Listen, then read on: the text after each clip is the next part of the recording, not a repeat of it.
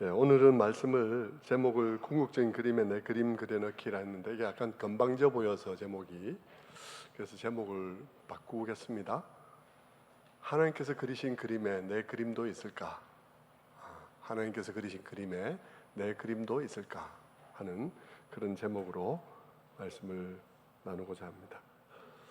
오늘 설교는 새해 들어서 행했던 두 번의 설교, 열처녀 비유와 달란트 비유와 양과 염소에 관한 비유의 양과 염소의 비유, 이 세 비유에 관련된 설교를 마무리 짓는 그런 설교로서 우리의 삶을 종합하는 그런 설교, 또 예수님이 다시 오시기까지 우리의 삶을 어떻게 살아갈 것인가, 그 사이에 있는 우리의 삶에 대한 해석, 그런 것들이 담겨 있는 그런 설교라고 말할 수 있겠습니다.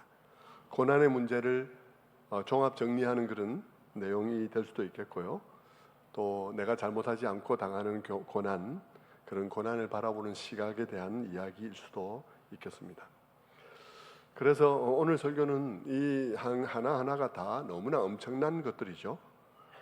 그래서 이 오늘 설교는 어느 한 본문에 매여서 설교하는 게 아니고요, 성경 전체를 배경으로 해서 설교를 하는 것입니다. 예배 형식상 본문을 읽으니까 읽었지만, 그러나 성경 전체가 본문이라 그렇게 생각하시면 될 것 같습니다.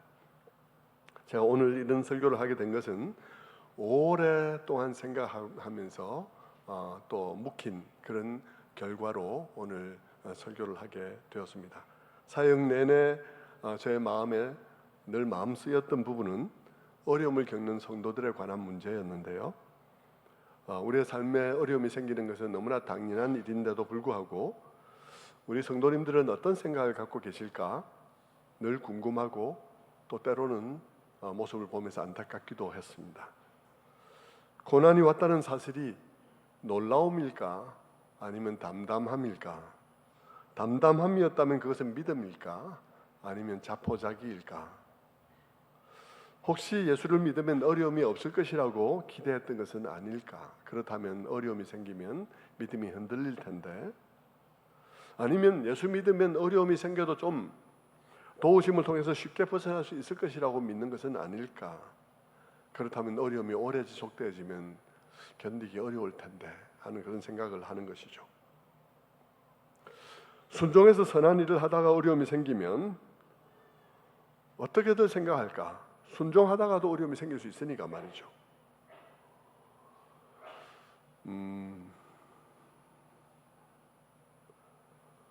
또 기도하면 다 해결된다고 믿고 있을까?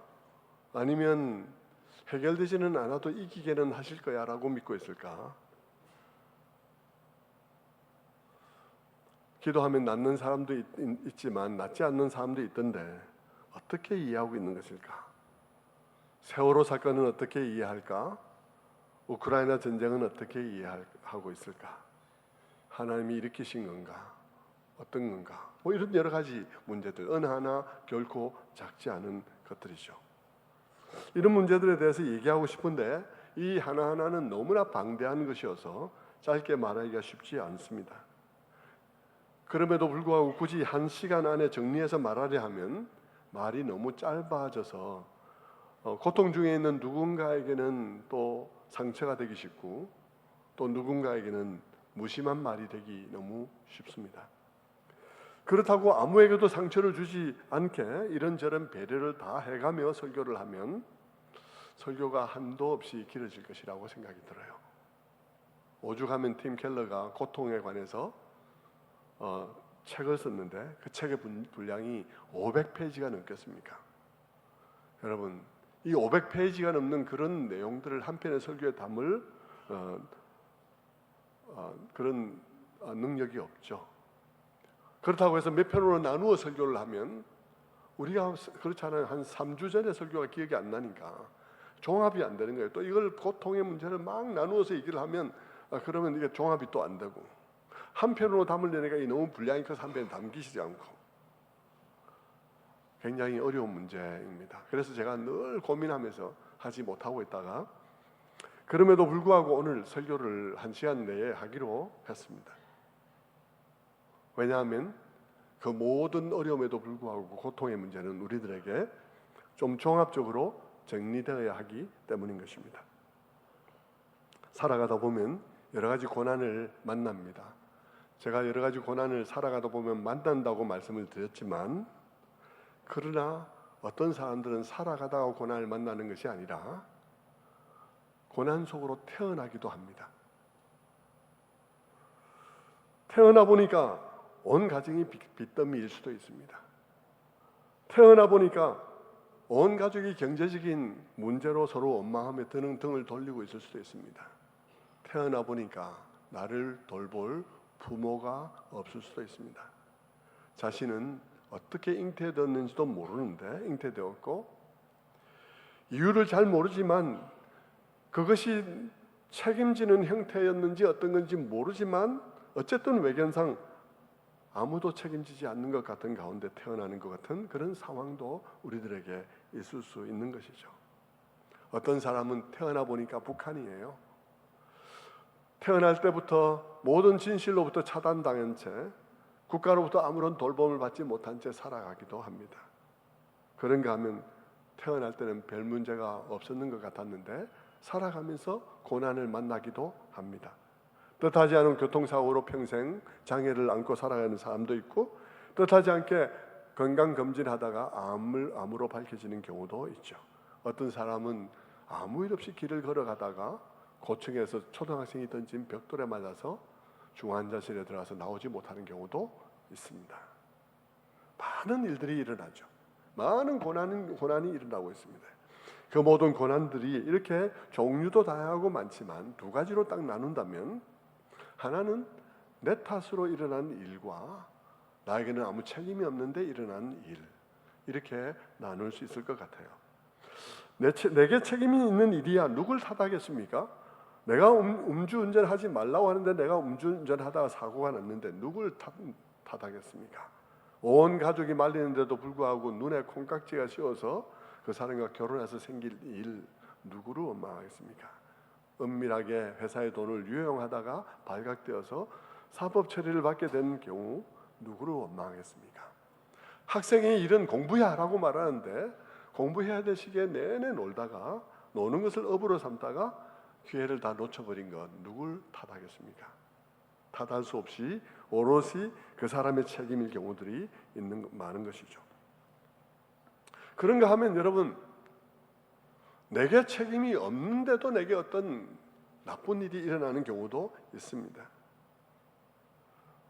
그런데 어떻게든 이런 다양한 원인과 형태에 대해서 우리가 어떻게 이해하느냐에 따라서 우리는 그 다음에 살아가는 삶들이 매우 달라지게 되는 것이죠. 왜냐하면 우리가 그 문제를 어떻게 정리하고 이해하느냐에 따라서 우리는 고난의 시기에 원망할 수도 있고, 좌절할 수도 있고, 기도할 수도 있고, 남을 판단할 수도 있고, 궁극적으로 그 고난의 시간을 이해하면서 적극적으로 대처해 나갈 수도 있기 때문인 것입니다. 이건 많이 다른 거예요.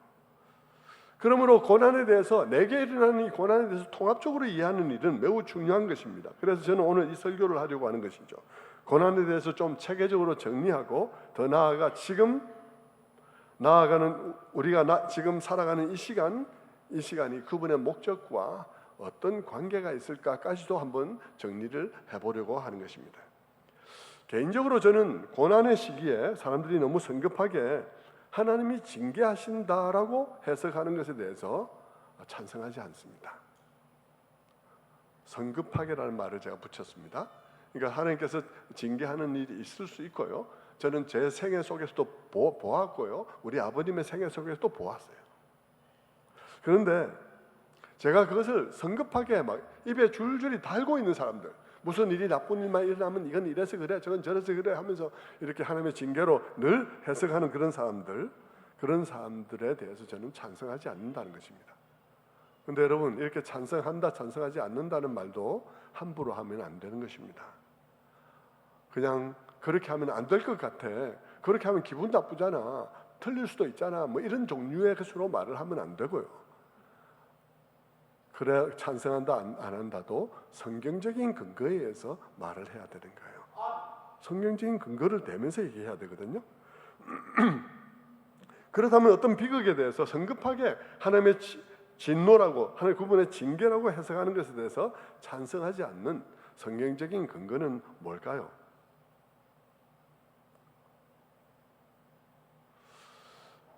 뭐 옛날에 일본의 그 지진이 났을 때도 뭐 유명한 그런 큰 교회 목사님들이 뭐 일본이 우상을 많이 섬겨서 그런 일이 생겼다고 뭐 해석을 하고 할 때도 제가 설교를 하면서 말씀을 드렸지만, 그것은 하나님 노릇하는 것이다.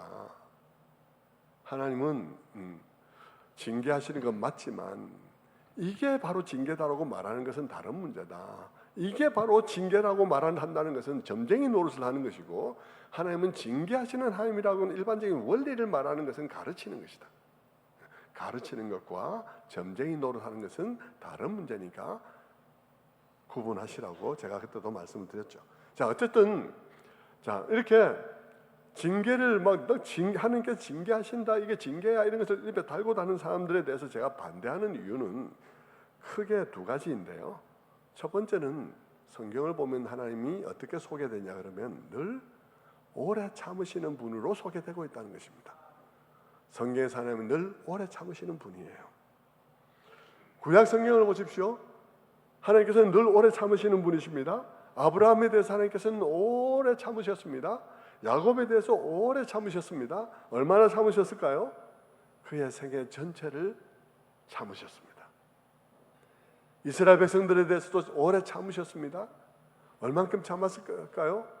나라가 망할 때까지 참으셨습니다. 그 중간중간에 회초리를 대신 일이 있지만 그렇게 많지가 않아요. 그래서 하나님께서는 늘 계신 분이시지만 언제나 어떻게 계시냐 그러면 하나님은 없이 계신 분같이 계십니다. 없이 계신 분. 물론 성경을 보면 하나님께서 많은 일들을 하셨어요. 이게 보면 많이 하나님께서 나타나시고 일하시고 행동하신 많은 일들이 있죠. 그런데 여러분 착각하지 마세요. 성경에 그것이 그렇게 많이 기록되어진 것은 이만큼한 역사를 요만큼 두께로 압축했기 때문이에요. 압축하니까 하나님의 일이 여기 많이 나타나 있죠. 이것을 여러분 이 원래 시간대로 쫙 늘려놓으면 어떻게 되겠습니까? 쫙 늘려놓으면 그 순간순간을 살아가는 사람들에게는 하나님이 계신가 안 계신가 뭐 이런 시간들이 쫙 연결되어 있을 거예요. 그래서 어떤 분이 하나님에 대해서 말하기를 하나님은 없이 계신 분이다.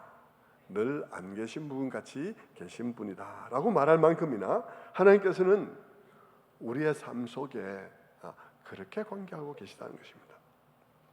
징계하는 분은 맞는데 그 징계가 우리가 생각하는 것만큼 그렇게 조급하게 시행되는 게 아니었다는 말을 제가 하고 있는 것이죠. 하나님께서는 늘 오래 참으시는 분이었고, 그래서 성경에는 시편을 보면 그렇지 않습니까? 시편의 제자들이 울부짖는 이유가 뭡니까? 하나님 뭐 하고 계시냐고, 왜 응답 안 하시냐고, 왜 저것들을 가만히 놔두냐고. 이게 시편의 많은 탄식시를 구성하고 있지 않습니까? 그 탄식시를 통해서 우리가 보는 게 뭘 보는 거예요? 하나님께서 즉각 그렇게 치리하지 않으신다는 사실을 보게 되는 것이죠. 여러분 성경 곳곳에 하나님을 그런 분이라고 아예 묘사를 하고 있는 부분도 많이 있습니다. 우리는 시편을 통해서 우리가 추측하는 것이죠. 이렇게 막 곳곳에 왜 응답 안 하십니까? 뭐 하고 계십니까? 막 이렇게 막 하고 있는 걸로 봐서 하나님께서 그들의 삶 가운데 즉각 이렇게 징계를 하지 않고 처단을 하지 않은 일들이 많이 쌓여 있구나 하는 것을 우리가 느낄 수 있듯이 말입니다. 짐작할 수 있듯이 그렇게 짐작했는데, 그렇게 우리가 짐작하지 않고 아예 성경 말씀이 그렇게 하나님을 선포하고 있는데도 많이 있어요. 출애굽기 34장 6절 같은 데를 보면 여호와께서 그의 앞으로 지나심에 반포하시되 여호와로라 여호와로라 자비롭고 은혜롭고 노하기를 더디하고 인자와 진실이 많은 하나님이라. 노하기를 더디하고 slow to anger, 화를 내는 것을 굉장히 슬로우하신 분이다 라고 말을 하고 있습니다. 시편 103편 8절의 말씀을 볼게요. 시편 103편 8절은 여호와는 자비로우시며 은혜로우시며 노하기를 더디하시며 인자하심이 풍부하시도다. 항상 경책지 아니하시며 노를 영원히 품지 아니하시로다. 우리의 죄를 따라 처치하지 아니하시며 우리의 죄악을 따라 갚지 아니하셨으니. 하나님께서는 여기도 또다시 노하기를 더디하시며 slow to anger, 화를 내는데 굉장히 슬로우하시고 항상 경책지 아니하시며 우리의 잘못을 가지고 우리하고 늘상 다투는 분은 아니시다, 이런 말입니다.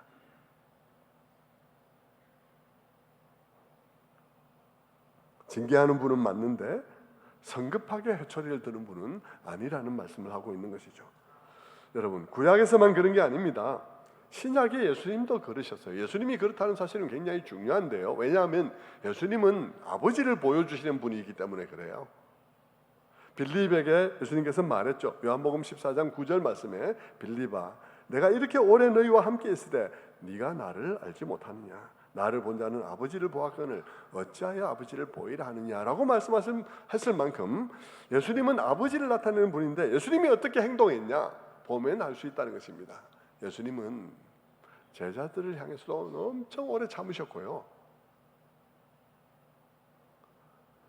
그리고 예수님은 어느 날 예루살렘으로 올라가던 길에 사마리아의 한 마을에 들렀습니다. 사마리아 사람들이, 이 낯선 사람이 방문했는데 이 사람들이 예루살렘으로 올라가는 사람인 것을 알았습니다. 그래서 그 사람들이 화가 났죠. 그래서 이 사람들을 쫓아내버렸어요, 예수님은.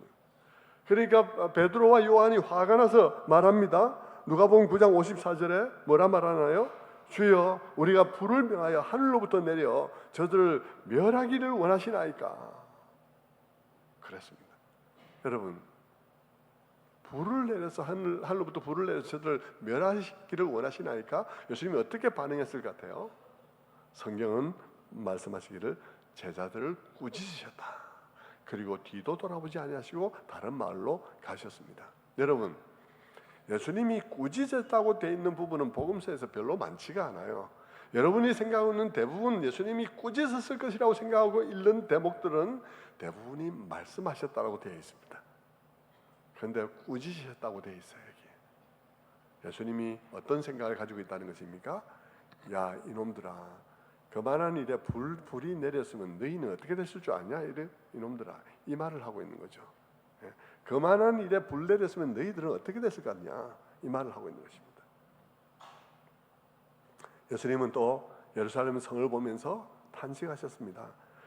마태복음 23장 37절에 예루살렘아 예루살렘아, 선지자들을 죽이고 네게 파송된 자들을 돌로 치는 자여, 암탉이 그 새끼를 날개 아래 모음같이 내가 내 자녀를 모으려 하니리 몇 번이더냐.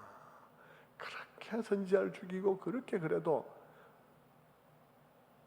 하나님께서 그들에게 회초리를 든 일은 별로 없다, 이 말입니다. 모으려고 했던 것들만 많지.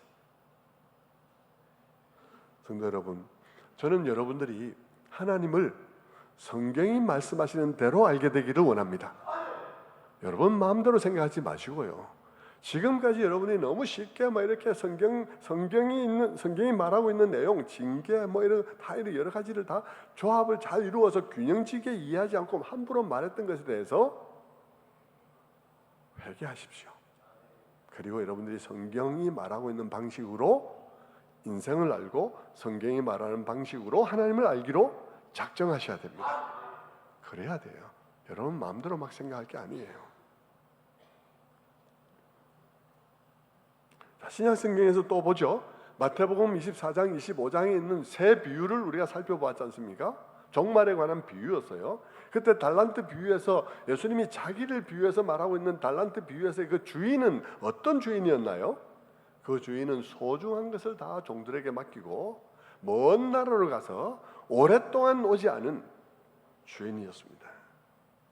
그동안의 달란트를 받은 종들에게는 자유가 주어져 있었습니다. 그 주인이 오지 않고 있는 시간 동안에 그 종들은 자율적으로 삶을 살아야 했어요. 주인이 그 종들에게 장사 왜 딴 식으로 하냐고 미주알 고주알 핸드폰 하면서 그렇게 얘기하지 않았습니다. 그들은 그냥 주어진 시간 동안 자율적으로 살아가는 삶을 살게 되어 있었죠. 주인이 막 회초리 때린 게 아니라 이 말입니다. 이 종말에 관한 예수님의 설교 속에서 하나님은 언제나 부재하는 것처럼 존재하시는 하나님으로 묘사되었습니다. 안 계신 것으로 생각하기가 너무나 쉬워서 그 종들에게 요구되는 덕목이 무엇이었습니까? 착하고 충성된 것이었습니다. 안 계신 것으로 착각하기 쉬운 시간이었기 때문에 착하고 충성되게 자기 마음을 지켜 생활하기를 요구했던 것 아니겠습니까? 그러니까 하나님이 그때 막 회초리를 때리면 그러면 사람들이 금방 정신을 차리겠죠. 깨어있으라 할 것도 없어요. 때려버리면 되니까. 뭐 깨고 안 깨고 있습니까? 맞으면 정신 차리게 돼 있는 거지. 왜 깨어있으라 그러겠습니까? 로마서를 보시면 신약에서 로마서도 보시면 하나님에 대해서 뭐라고 말씀하냐 그러면요, 하나님은 버려두시는 하나님으로 묘사를 하고 있습니다. 로마서 1장 24절의 말씀에 그러므로 하나님께서 저희를 마음의 정욕대로 더러움에 내어 버려두사 저희 몸을 서로 욕되게 하셨으니, 막 나쁜 짓 하는데 내버려 두었다 이 말입니다. 26절 말씀에 보면 이를 인하여 하나님께서 저희를 부끄러운 욕심에 내어 버려두셨으니, 버려두어서요, 이게 뭐 회초리를 때리거나 그냥 귓방망이를 때린 게 아니고 여러분 내버려뒀다는 것입니다. 1장 28절을 봅니다. 또한 저희가 마음에 하나님 두기를 싫어하며 하나님께서 저희를 그 상실한 마음대로 내어 버려두사 합당하지 못한 일을 하게 하셨으니, 여러분 24절부터 28절까지 짧은 곳에 버려두었다는 말을 3번이나 하고 있어요. 이 말씀들이 다 암시하는 바는 뭔가요? 하나님께서는 즉각 개입하기보다 내버려두는 경우가 굉장히 많다는 사실을 말해주고 있죠. 물론 즉각 개입하는 경우도 있습니다. 저는 그런 경우들도 많이 봤어요.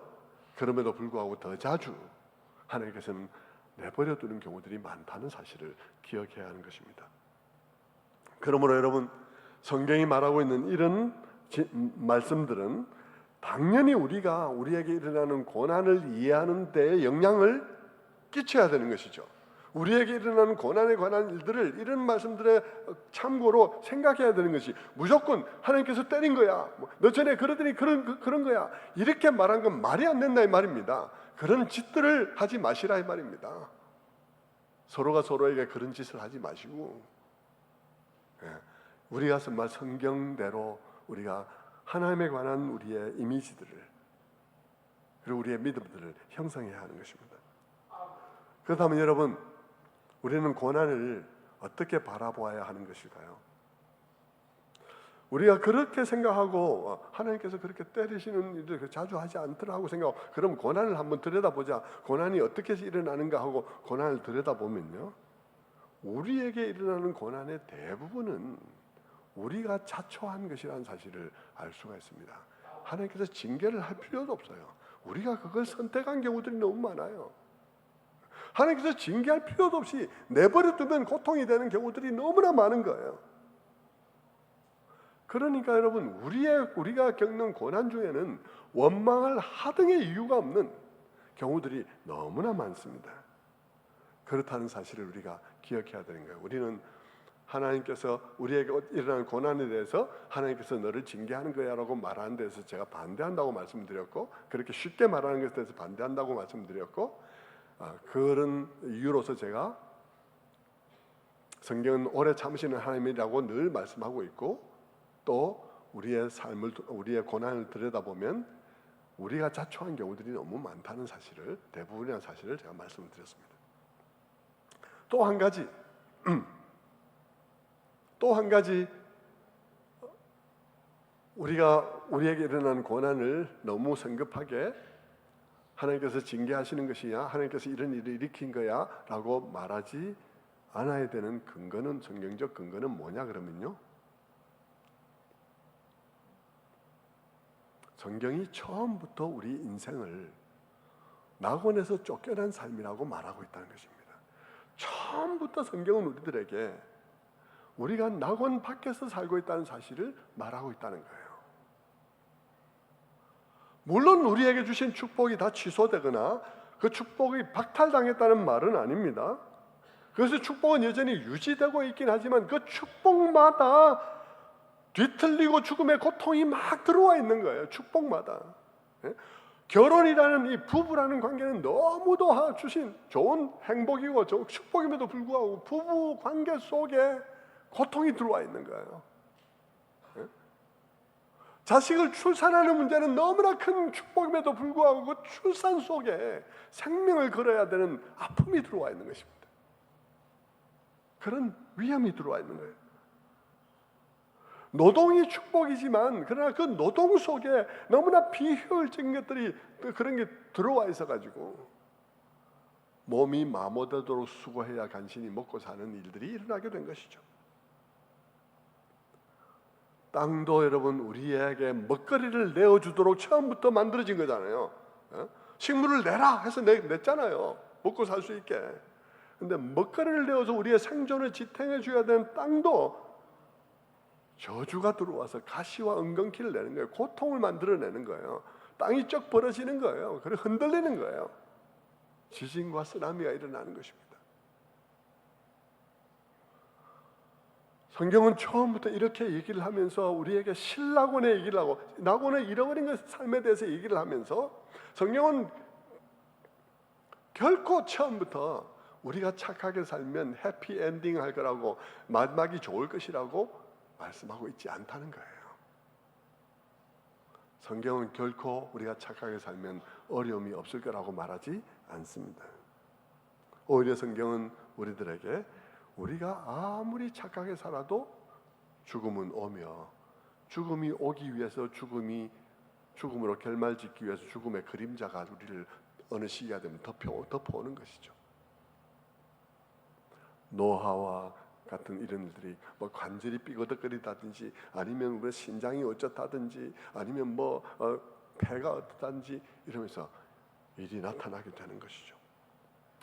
여러분 우리의 인생을 성경은 해피엔딩일 거다. 예수 잘 믿으면 너는 해피엔딩이야. 마지막 끝까지 행복할 거야 라고 말하지 않는 것은 모세를 봐도 알 수 있습니다.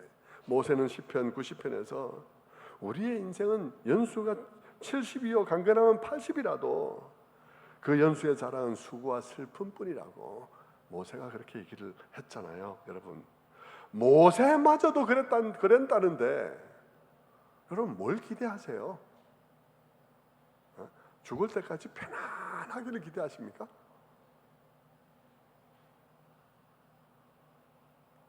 성경은 이렇게 언제나 처음부터 그랬어요. 처음부터 성경은 우리가 고통 중에 살다가 고통으로 끝나게 되어 있는 것이라고 말했고 거기에는 예외가 없다고 말했고 그래서 모세도 예외가 아니에요. 그래서 저는 여러분에게 이렇게 말하고 싶습니다. 여러분이 만약 여러분에게 어떤 어려움이 왔을 때 이상한 일을 만나는 것 같이 놀라고 원망하게 된다면 여러분은 즉각 여러분의 신앙적 틀을 점검하셔야 돼요.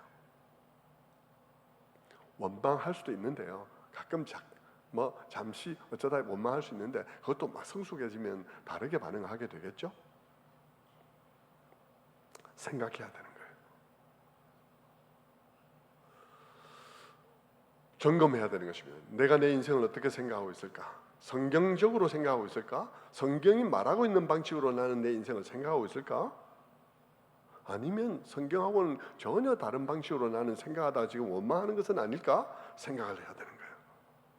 성경은 처음부터 우리들의 삶이 에덴 밖에서 펼쳐지는 것이며 그것에서는 온통 우리의 삶은 수고와 슬픔뿐이라고 하는데 내가 성경과는 달리 내 인생이 해피엔딩 할 거라고 기대하고 있다가 지금 일 만나가지고 깜짝 놀래가지고 원망하고 있는 것은 아닌지 생각해야 된다는 것입니다. 정말 우리가 인생을 살아가면서 행복하기 원하죠. 별일 없기 원합니다. 별일 없다고 해서 별일 없이 끝나나요? 그렇지 않습니다, 여러분. 그러면 별일이 오면 어떻게 할까요? 성경적인 틀 속에서 가만히 생각하면 우리는 그런 거예요. 별일이 오면 오는구나, 올 때가 됐구나, 이렇게 생각하는 마음이 있어야 되는 거죠. 갑자기 놀래가지고 막 그런 일이 내 인생엔 절대로 안 생겨야 되는 것처럼 내가 이럴 줄 몰랐다고 무슨 소리를 하고 있는 거예요 지금. 그런 일은 일어나게 되어 있고요. 오게 되면 만약 지금까지 그런 일이 없었다면 지나간 날들에 대해서 감사하면서 그러면서 왔구나 라고 말을 해야 되는 거예요. 제가 우리 교회 와서 여러분들 잘 모를 거예요. 그분이 아는 분이 거의 없는데 제가 오자마자 어떤 분이 아프셨어요. 그분이 제가 첫 신방에서 제게 말하기를 저는 지금까지 한 번도 병원에 간 일이 없습니다. 너무나 건강했습니다. 그 얘기를 했어요. 근데 얼마 뒤에 그분이 암이 걸리셨어요. 암이 걸려서 그분 이렇게 가는데 그분이 병원 치료를 거부하시고 그냥 다 받아들이고 가시더라고요. 근데 그분이 제가 이제 신방을 갔더니 눈물을 흘리면서 하는 말이 목사님 지난 날들에 대해서 정말 하나님께 감사합니다. 이렇게 얘기를 하더라고요. 그리고 그분은 아주 담담하게 그렇게 가셨어요.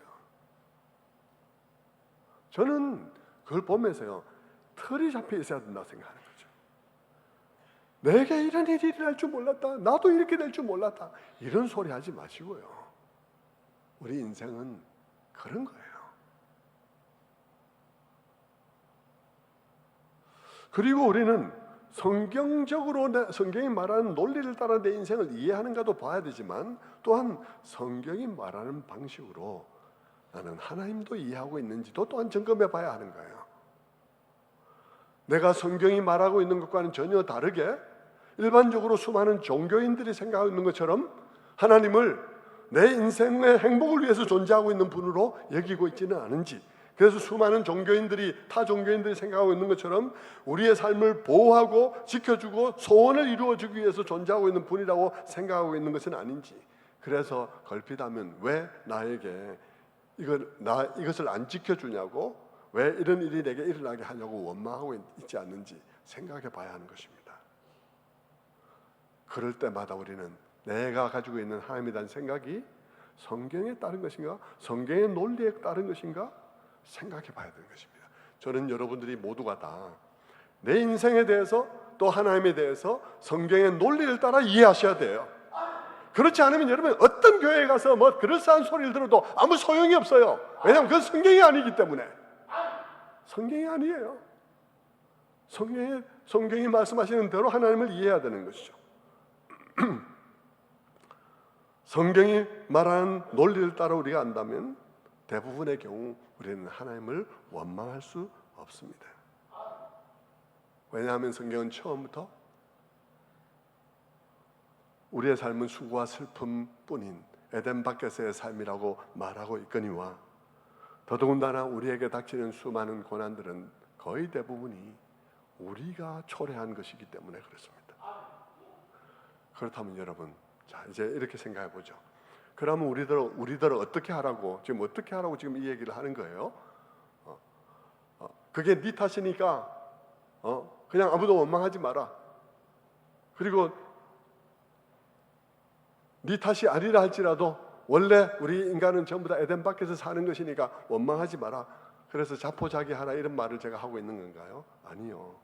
저는 그렇게 말하는 것이 아니라 인생도 성경이 말하는 대로 이해하고 하나님도 성경이 말하는 대로 이해하자는 것입니다. 자, 하나님을 한번 보죠. 성경이 하나님에 대해서 뭐라고 말하고 있나?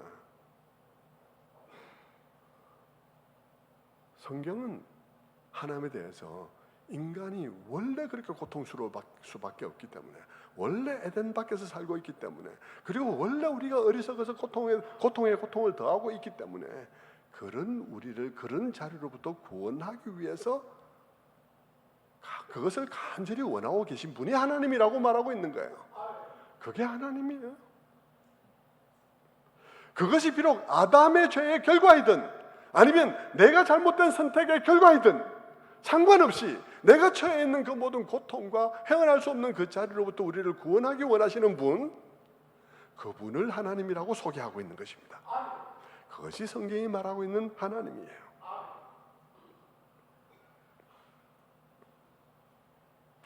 그분은 우리를 그렇게 절망적인 자리에서 헤어날 수 없는 고통, 그런 결국은 해피엔딩이 아니라 그런 굉장히 슬픈 마무리를 지을 수밖에 없는 우리 인생을 그런 운명과 그런 자리로부터 구원하기를 원하시는 분이 하나님이라고 성경은 처음부터 계속 얘기를 해오고 있고, 그것을 원하실 뿐 아니라 그럴 수 있는 능력 있는 분이라고 계속 말하고 있는 것입니다. 그게 성경이 말하고 있는 거예요. 그분은 그 모든 고통이 내가 선택한 것이고 내 잘못된 판단으로 말미암아 일어난 일이라 할지라도 그분은 거기서 시작해서 나의 인생을 치유할 수 있는 분이시고 끝내 나를 하나님 앞에 흠없이 세울 수 있는 분이라는 얘기를 하고 있는 것이죠. 비록 나의 잘못으로 내 인생이라는 이 유리잔이 완전히 박살나버렸다 할지라도 그분은 그 조각을 모아서 스테인드 글라스를 만들 수 있는 분이라는 것입니다. 그것을 성경이 계속해서 우리에게 말하고 있는 것이죠. 그러면 어떤 분들이 그렇게 말할 거예요. 목사님, 성경에는 예수님도 병을 고치고요, 죽은 자도 살리시던데요, 그걸 지금 이렇게 달라고 하면 되지 않나요? 지금 다 낫게 해주면 되지 않나요? 예, 그렇게 기도하십시오. 제가 그렇게 기도하는 걸 말리는 것 아니고요, 기도해야죠. 우리는 기도해야 되고요. 그런데 여러분이 원하는 대로 되지 않았다 해서 그 문제로 시험 들지는 마시라는 것입니다. 왜냐하면 성경에 예수님께서 병을 고치신 일들은 우리들에게 모든 병을 다, 오라 내가 모든 병을 다 고쳐주겠다는 것을 한 것이 아니라, 그 시대에도 그렇지 않았고요, 그것은 표적으로 주어진 것이라는 것입니다. 표적이라는 것은 무언가를 가리키는 건데, 그건 뭘 가리키냐 그러면 지금 여기에 누가 왔는지, 지금 이분이 오심으로 어떤 시대가 지금 열리고 있는지를 나타내는 표적이라는 것이죠. 그분은 영원하신 하나님이 이 땅에 오셨는데, 그분은 과거에도 계시고 현재에도 계시고 미래에도 계신 분이신데, 미래에 우리가 이 모든 고통으로부터 구원받아서 완전한 하나님 나라를 이루게 될 그 시점에도 그분은 하나님이죠. 이미 그 모든 그분의 계획 속에는 그게 다 이루어져 있는 거나 다름이 없는 상태인데, 그분이 미래에 계신 미래의 그분이 현재로 들어오셔서 미래의 그 나라의 한 조각을, 한 방울을 여기다 떨어뜨린 게 기적이라는 것입니다. 그 구원의 역사라는 거예요. 그러면서 지금 무슨 일이 일어나고 있는지 우리에게 가르쳐 주는 것이죠. 그런 표적은 오늘날도 필요하니까 우리가 기도하는 가운데 때로 맞아떨어지면 일어날 수도 있기 때문에 기도하는 것이고, 만약 그 일이 내게 일어나지 않아도 여러분, 우리는 성경적 그런 시각에서 실망하지 않는 것입니다. 이렇게 절망으로 끝날 수밖에 없는 그런 인생이라 할지라도 그러기에 하나님께서 아들 보내신 것 아니냐, 그래서 아들이 이 땅에 오신 것 아니냐, 그래서 내 소망이 되신 것 아니냐 하고 우리는 그분을 바라볼 수 있다는 것입니다. 그렇게 바로 알면 원망할 일이 거의 없어요. 제가 옛날에 저의 어려움에 대해서 얘기하면서 제가 돌아보니까 원망을 그 시간에 하지 않았더라는 하면서 제가 얘기를 한 적이 있는데, 제가 왜 그랬는가 생각하니까 제가 그걸 정리해서 제가 말씀을 드리고 있는 거예요. 지금 정리가 돼 있어야 되는 것입니다. 그러면 낙심하지 않습니다. 일어나는 일들을 근본적으로 바른 각도에서 바라볼 수가 있어요. 하나님을 알므로 그 가운데서도 기대할 수 있습니다. 그분이 걸핏하면 불행을 일으키는 분이 아니라 나의 불행을 치유하기 원하시는 분이시고, 지금 일어난 이 일은 내가 일으켰다 할지라도 하나님께서는 거기서 시작해서 그분의 일을 이룰 수 있는 분이시기에 나는 기대할 수 있는 거예요. 그 기대는 내가 이 세상에 아무런 어려움이 없이 살아야 할 것이라는 기대가 아니고요, 나의 삶 속에 일어나는 모든 일 가운데 그분이 그 가운데서도 그것을 가지고 일하실 수 있다는 기대인 것입니다.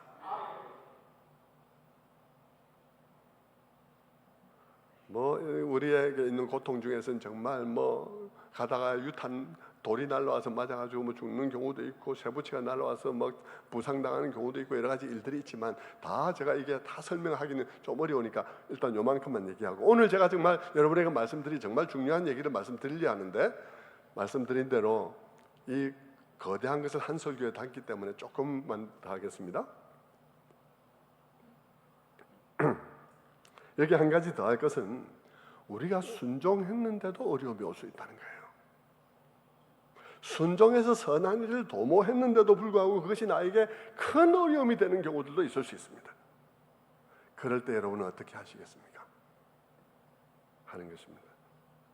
여러분, 그런 일이 여러분에 일어났다. 여러분이 정말 하나님의 말씀에 순종해서 선한 일을 해보려고 했는데 그게 나에게 엄청나게 크게 어려움이 됐다.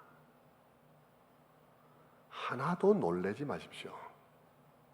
하나도 잘못된 게 없습니다. 왜냐하면 성경은 우리들에게 하나님께 순종하면 어려움이 발생하지 않을 거라고 말하고 있지 않기 때문입니다. 제자들도요, 예수님의 말씀 따라서 갈릴리 바다 건너다가 폭풍을 만나서 빠져 죽을 뻔했고요. 바울의 삶을 보십시오. 바울의 삶이 주님께 순종했다가 어떤 삶이 됐나요? 이런 말할 수 없는 고통으로 가득 찬 삶이 되었습니다. 예수님의 삶 어떤 삶이었나요? 예수님의 삶도 엄청난 고통이 있었죠. 그런데 여러분, 우리는 그 고통 가운데서 그 고통을 좀 더 적극적으로 이해할 필요가 있는 거예요. 나의 탓이 아닌 고통이 내게 일어났을 때 나는 그저 내가 그런 일을 당할 이유가 없는데도 그렇게 일어난 것을 보면서 그래, 성경에도 순종해도 고난이 일어난다고 했어 라고 말하는 정도로 생각하고 말 것인가, 아니면 좀 더 적극적으로 그 고난을 해석할 것인가 하는 문제인 것이죠. 그 부분을 제가 나누고 싶은 것입니다. 저는 우리 가정의 얘기를 해야 되겠는데요, 제가 우리 딸 얘기를 하려고 합니다. 제 딸하고 이 부분에 대해서 다 얘기를 나누었고, 딸도 어느 땐가는 자기가 믿음이 정말 들면 자기 입으로 간증하고 싶어해요. 지난 수년간 우리 가정은 정말 극도로 고통스러운 시간을 보냈습니다. 제 막내딸이 너무나 많이 아팠기 때문이에요. 여러분 중에 들어는 조금은 아시는 분들이 있을 수도 있겠는데요, 그러나 그분들이 아는 것도 사실 우리의 실상을 아는 것은 아니에요. 더 이상 불행할 수 없을 만치 바닥으로 내려갔습니다. 아이는 너무나 불행하고 우리도 너무나 불행해질 수 있는 그런 상황이었습니다. 이미 너무나 많이 아픈 상황이었죠. 이제 우리 아이가 그 모든 어려움을 거의 다 이겨내고 너무나 좋아져서 언젠가 자기도 믿음이 좀 더 생성이 되면 아빠와 함께 간증하고 싶다, 그렇게 말할 정도가 되었습니다.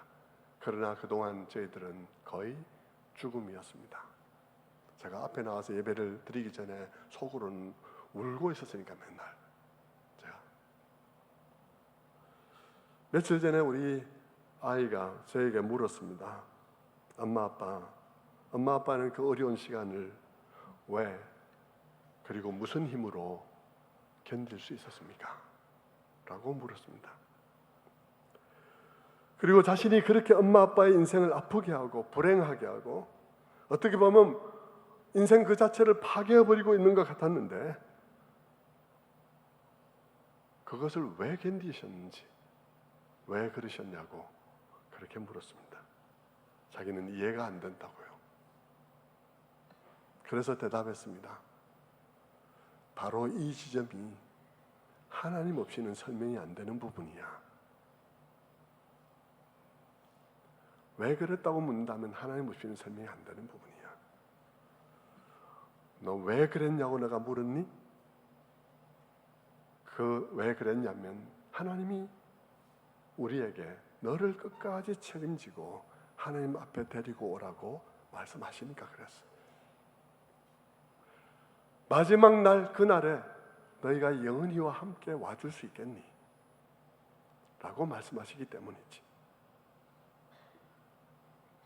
너가 너 자신의 잘못이 아닌 일로 너무나 고통스러운 상황에 있고 누가 나를 이런 상황에 던져놓았냐고, 하나님이 그러셨냐고, 누가 당신 마음대로 나를 이런 상황에 던져놓으라 했냐고 충분히 그렇게 말할 수 있고, 그래서 그런 원망이 가득 찰 수밖에 없기 때문에 하나님을 믿을 수 없는 상태에 있었지.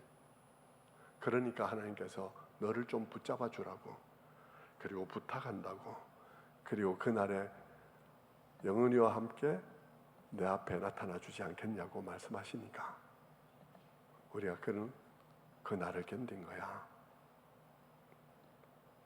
혹시 모르시는 분이 있을까 그래서 그런데 우리 막내딸이 입양 되어서 그렇게 저희 입양됐는데 혼혈하거든요. 그래서 우리 아이가 겪는 아픔이 너무나 큰 거예요. 하나만 해도 힘든데 두 가지를 겹쳤으니까 너무 힘든 거죠. 그래서 우리 아이에게 이야기를 계속했습니다. 그런데 영은아, 우리가 그냥 견딘 건 아니야. 하나님께서 우리들에게 그때그때 엄청난 것을 깨닫게 해주셨고 그 엄청난 깨달음을 깨닫고 보니까 힘이 나더라. 그렇다고 해서 안 아픈 것 아니고, 그렇다고 해서 힘들지 않은 것 아니고, 죽을 만치 고통스러웠지만 그러나 깨닫고 보니 그 일이 주님의 영광스러운 일에 동참하는 일이라는 사실을 알게 되더라. 내가 생각한 것보다 훨씬 더 깊이 동참하는 일이라는 사실을 알게 되었어. 그러니까 견딜 수 있더라고. 영은이 너가 겪는 그 아픔 네 잘못이 아니잖아. 그것은 누군가가 하나님이 말씀하신 길로 걷지 않아서 생긴 일이야. 그래서 원래 출생은 누구의 출생이나 축복된 출생인데 누군가가 그 길을 걷지 않으므로 네 축복된 출생에 아픔이 들어온 거야. 그래서 너는 그 너의 복된 생명을 마치 저주처럼 느낄 때도 있고 너무 아팠던 것이지. 그런 가운데 있었으니까 너가 얼마나 힘들었겠니? 하지만 네가 이해할 게 하나 있어. 그것은 하나님이 너를 그렇게 만드신 건 아니라는 거란다. 하나님은 오히려 너의 그 고통을 누구보다 아파하시고 너를 그 고통에서 건져내고 싶어하는 분이란다. 그래서 아들을 내어주시고 십자가를 지게 하셨고 그 은혜를 우리에게 입혀주셨고 우리에게 부탁하신 분이야. 너를 맡아서 끝까지 책임지고 너와 함께 내 앞에 나타나 주겠니라고 부탁하신 것이지. 그래서 우리는 주님의 뜻을 받들어서 너를 부둥켜 안고 너의 삶에서 그 고통과 슬픔을 벗겨내려고 애를 썼던 것이지. 그런데 그것이 결코 작은 일이 아니었던 것이야. 너는 그 엄청난 고통 속에 꽁꽁 묶여 있었고 거기서 너를 풀어내는 일은 우리가 할 수 있는 일이 아니었어. 그것을 벗겨내는 일이 얼마나 어려운 일인지 너의 속에서 뿜어나오는 그런 정당한 분노, 그것은 너무나 정당한 분노지. 누가 나를 이런 자리에 던져버렸냐고 울부짖는 네 마음의 그 고통이 얼마만큼 컸겠니? 그 정당한 분노와 울부짖음 앞에서 우리가 뭐라고 말을 하겠니? 그냥 함께 아파하고 울 수밖에 있겠니? 그리고 그 말할 수 없는 아픔은 내 마음속에서 얼마나 고통이 되었겠니? 얼마나 병이 되었겠니? 그것을 받아내고 감당하느라고 너도 얼마나 고통했고 우리에게도 그것을 얼마나 힘들고 우리의 능력 밖의 일이었지만 하나님께서는 그때그때 우리들에게 너무나 귀한 깨달음을 주셨어. 그 깨달음이 너무 귀하고 가치 있는 것이어서 그 고통과 바꿀 수 없는 종류의 것이었다.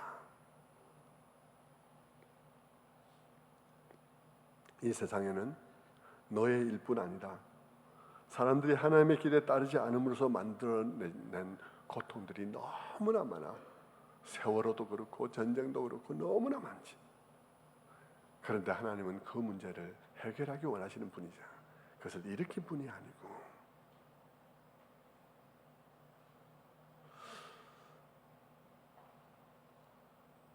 그런데 너를 붙들고 그 아픔에서 너를 건져내려고 사투를 벌리는 동안 우리는 우리가 하고 있는 이 일이 하나님이 지금 하고 있는 일들과 직결된 것이라는 것을 깨달았어.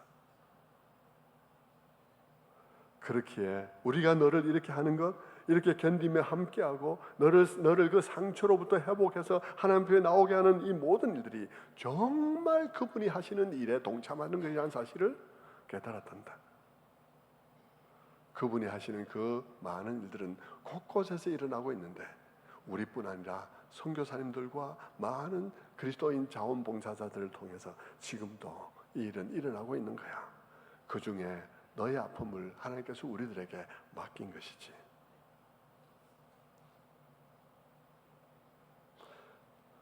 영은아, 그런데 우리가 그렇게 이 문제와 사투를 하면서 이해된 게 있어. 너무나 영광스러운 이해.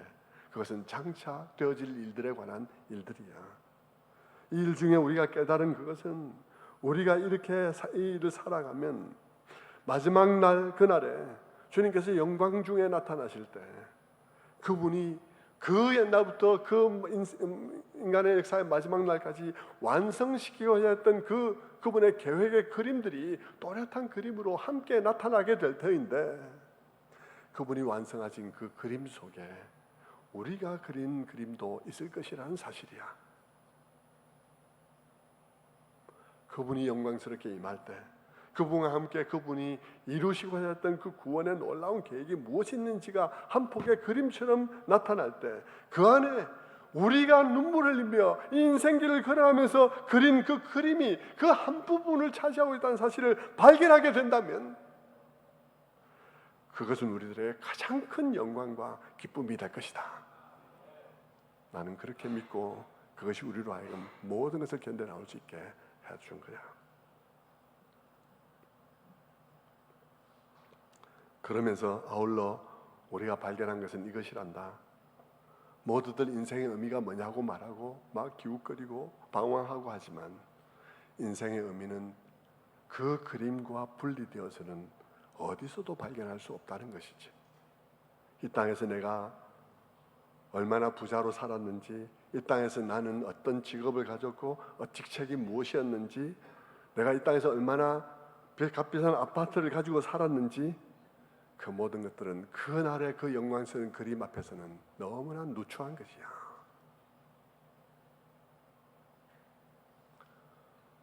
우리는 인생에 다른 의미가 없다는 사실을, 그날에도 의미가 있을 수 있는 그 일 위에는 인생에 의미가 있을 수 없다는 사실을 알게 된 거야.